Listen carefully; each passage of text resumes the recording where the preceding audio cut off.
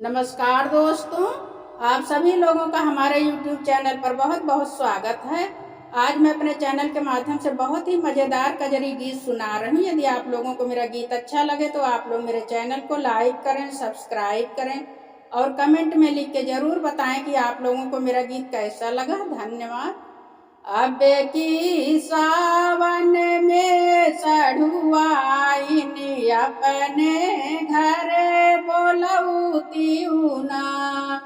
अब की सावन में सढ़ुआइन अपने घर बोलौती ना। अपने घर बोलौती ना हो, अपने घर बोलौती ना। अपने घर बोलौती ना हो, अपने घर बोलौती ना। अब की सावन में सढ़ुआइन अपने घर बोलौती ना। अब की सावन में सढ़ुआइन अपने घर बोलौती ना। सबके खियायु पूड़ी कचौड़ी, पूड़ी कचौड़ी हो, पूड़ी कचौड़ी। सबके खियायु पूड़ी कचौड़ी, हमके गोजिया खियायु ना।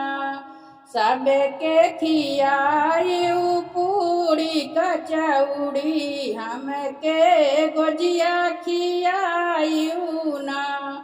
अब की सावन में सढ़ुआइन अपने घर बोलौती ना। अब की सावन में सढ़ुआइन अपने घर बोलौती ना। सबके पियायु ठंडा ठंडा पानी, ठंडा ठंडा पानी हो, ठंडा ठंडा पानी।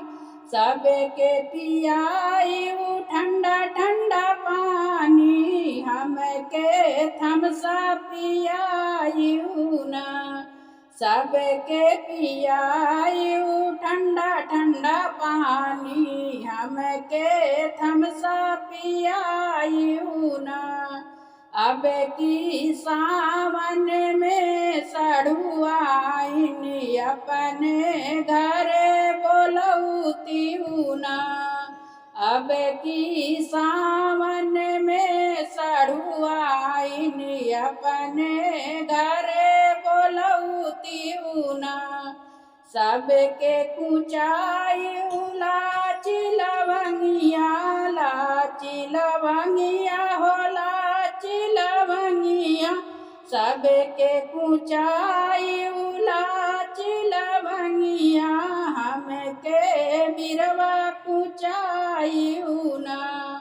सबके कुचायु लाची लवंगिया, हमके बिरवा कुचायु ना। अब की सावन में सढ़ुआइन अपने घर बोलौती ना। अब की सावन में सढ़ुआइन अपने घर बोलौती ना। सबके सुतायु दुआरिया वो सरिया, दुआरिया वो सरिया, दुआरिया वो सरिया।